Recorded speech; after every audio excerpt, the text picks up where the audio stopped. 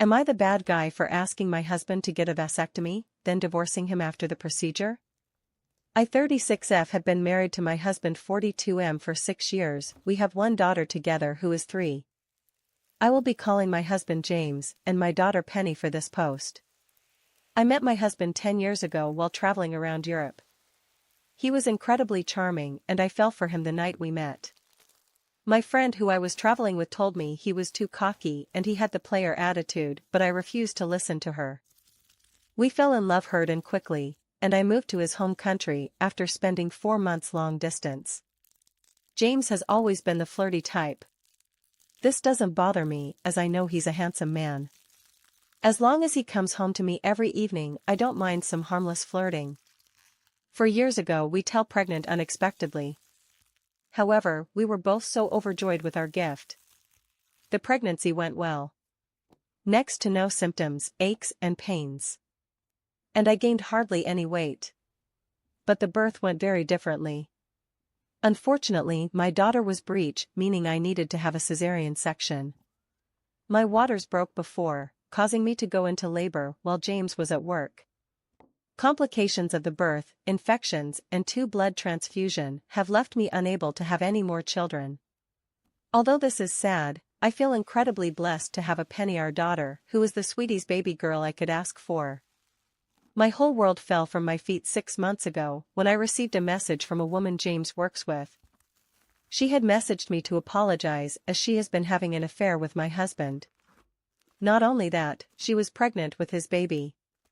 His affair partner told me that they have been sleeping together for 16 weeks. They meet at a work conference as they work for the same company, but in different regions. He had told her that I had died during childbirth, and he was bringing up our daughter alone.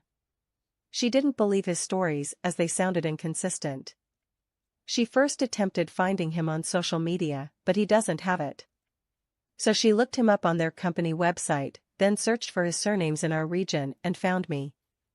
My profile photo is of myself, James, and Penny. I thanked her for telling me. And I just want to add, I do not blame her in the slightest. She is a victim here too.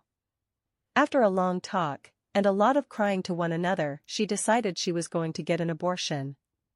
When I confronted James, he broke down. Begged for my forgiveness. Said he was feeling sad about never being a father to a boy. That he is still traumatized over my birth and now I cannot give him any more children. He felt unsure about the future. He begged for forgiveness. Said the thought of losing myself and his daughter in his life was more than he could ever handle. And that he would never make that mistake again. I told him that although I am hurt, I do understand his reasoning, and we could try and work through it.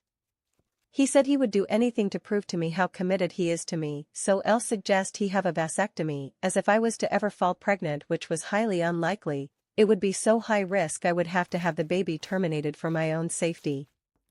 He agreed and went for the procedure just a month after I found out about his affair.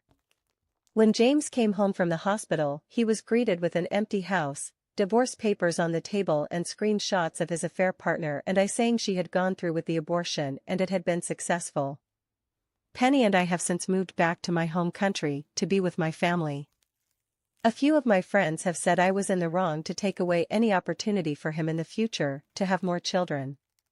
So, AITA?